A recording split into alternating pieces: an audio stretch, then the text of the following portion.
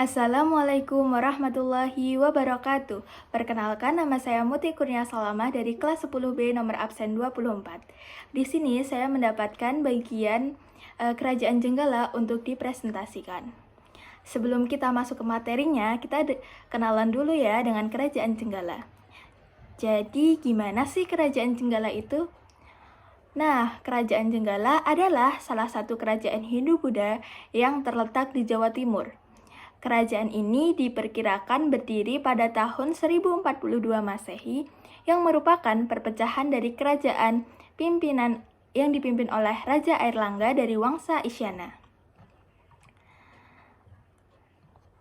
Kemudian di sini kita bakal bahas 5 topik mengenai Kerajaan Jenggala. Yang pertama ada latar belakang Kerajaan Jenggala, yang kedua ada kejayaan Kerajaan Jenggala, yang ketiga ada raja yang pernah memerintah, dan juga yang keempat runtuhnya Kerajaan Jenggala, dan yang terakhir adalah bukti peninggalan Kerajaan Jenggala. Oke, langsung aja kita masuk ke poin yang pertama, yaitu latar belakang. Jadi, Kerajaan Jenggala itu didirikan pada tahun 1042 Masehi sebagai hasil pembagian Kerajaan Kahuripan oleh Raja Airlangga untuk mencegah konflik perebutan tahta antara kedua putranya. Jadi, konflik ini tuh berawal dari keputusan pewaris kerajaan yang sebenarnya, yaitu putri dari Raja Airlangga yang bernama Sanggarama Wijaya Tunggadewi. Beliau itu bukannya naik tahta, beliau malah justru memilih menjadi pertapa. Sehingga timbullah masalah perebutan tahta antara kedua putra Raja Airlangga, yaitu Mapanjigarasakan dan juga Sri Samarawijaya. Karena konflik tersebutlah Raja Airlangga akhirnya memutuskan untuk membagi Kerajaan Kahuripan menjadi 2. Yang pertama ada menjadi Kerajaan Jenggala yang beribu kotakan di Kahuripan diberikan kepada putranya yang bernama Mapanjigarasakan, dan yang kedua Kerajaan Panjalu atau sering juga disebut dengan Kediri yang berpusat di Daha diberikan kepada Sri Samarawijaya. Nah, kemudian poin selanjutnya yaitu ada di masa kejayaan. Pada masa pemerintahan Raja Mapanjigarasakan pada tahun 1042 sampai tahun 1052 Masehi, Jenggala mengalami perkembangan pesat dalam bidang pemerintahan, ekonomi, dan budaya. Nah, di sini ada masa kejayaan Kerajaan Jenggala pada pemerintahan. Nah, pada masa pemerintahan Raja Mapanjigarasakan pada tahun 1042 sampai 1052 Masehi, Jenggala mengalami perkembangan pesat dalam hal pemerintahan.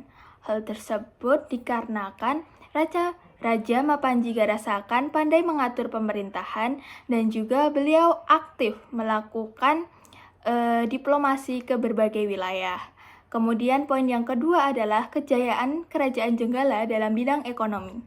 Jenggala memanfaatkan letak geografis yang strategis dengan mengembangkan pelabuhan Hujung Galuh sebagai pusat perdagangan.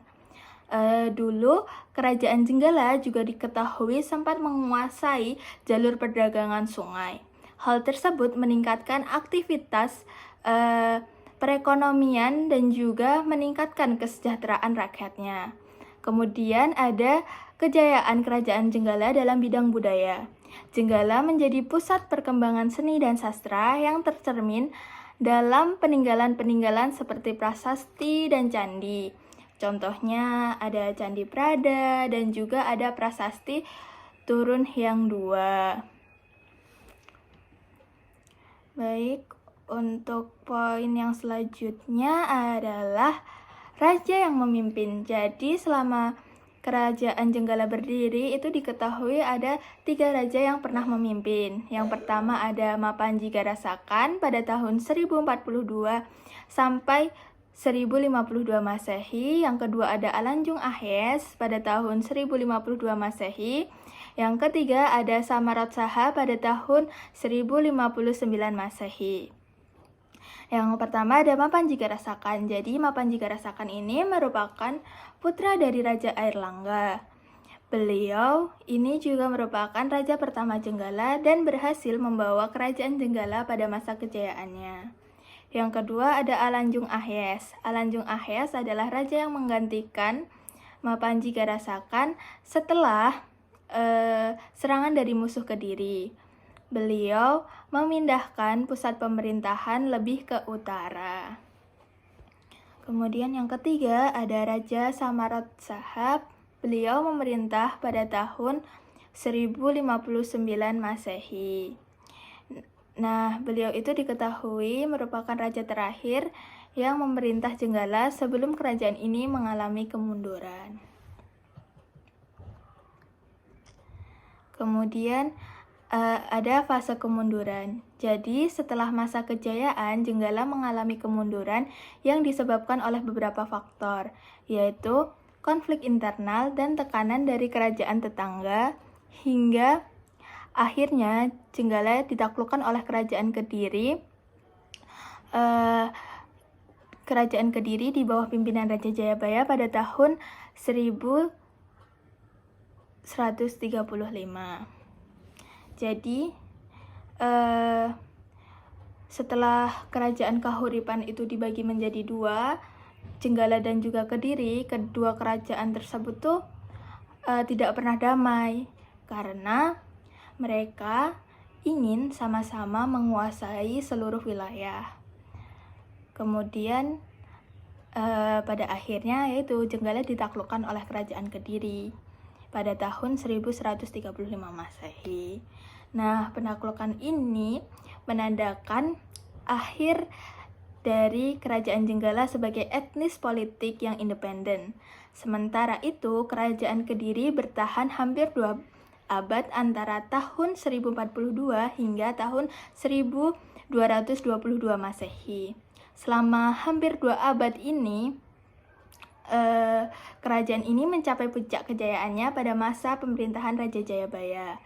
Pada masa pemerintahan Raja Jayabaya juga, kerajaan ini tuh mengalami perkembangan pesat dalam bidang sastra.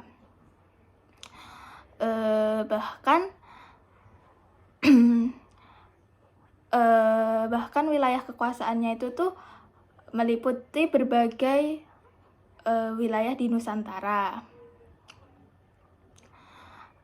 Kerajaan Kediri ini juga sampai mengalahkan pengaruh kerajaan Sriwijaya. Namun, kerajaan Kediri sendiri ini runtuh pada tahun 1222 Masehi karena serangan dari Raja Ken Arok.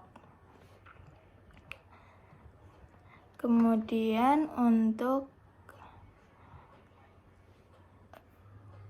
poin yang selanjutnya yaitu ada peninggalan. Peninggalan dari kerajaan Jenggala yang pertama ada Prasasti Turun Hyang II, Sumur Kuno, dan juga Candi Prada. Prasasti Turun Hyang II ini merupakan prasasti yang menyatakan kemenangan kerajaan Kediri atas kerajaan Jenggala. Kemudian yang kedua ada Sumur Kuno. Sumur Kuno ini merupakan peninggalan kerajaan Jenggala yang unik. Sumur kuno ini digunakan untuk berbuat klinik. Terus sumur ini tuh berlokasi di tengah area tambak, tepatnya di desa PP Sidoarjo. Kemudian yang terakhir ada Candi Prada. Nah, Candi Prada ini terletak di Sidoarjo, Jawa Timur. Candi ini dibangun oleh Empu Baradah sebagai sarana pemujaan. Nah, oke. Berikut adalah foto-foto dari peninggalan kerajaan Jenggala. Ada Candi Prada, ini ada Prasasti Turun Hyang II, dan juga ada Sumur Kuno. Kemudian berikut ini adalah sumber-sumber dari materi yang saya ambil.